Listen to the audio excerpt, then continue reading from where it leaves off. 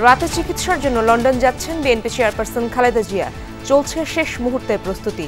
গুলশানের বাসভবন ঘিরে বাড়তি নিরাপত্তা। রাজধানীর অনেক এলাকায় দিনের বেলায় মিলছে না গ্যাস। রক্ষণাবেক্ষণের জন্য টার্মিনাল বন্ধ থাকায় সংকট, বলছে তিতাস।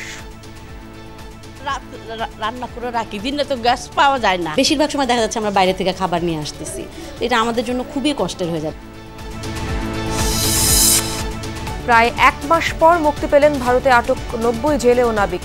বন্দি বিনিময়ের জন্যই কৌশলে বাংলাদেশের জলসীমা থেকে অপহরণের অভিযোগ। রেডিও মারফত লাইলা টুকে একটা খুললো যে আমাদের একটা iPhone 15 তোমাদের ওখানে থেকে গেছে, তো তোমরা আসো, আমরা ওটা সার্চ করে দেখে আবার তোমাদের যেতে দেবো। জুলাই অভ্যুত্থানে আহত 100 শিক্ষার্থীর চাকরি হবে পুলিশে। সরকার গঠনের পর অভিযুক্ত কেউ পালাতে পারেনি, দাবি স্বরাষ্ট্র উপদেষ্টার।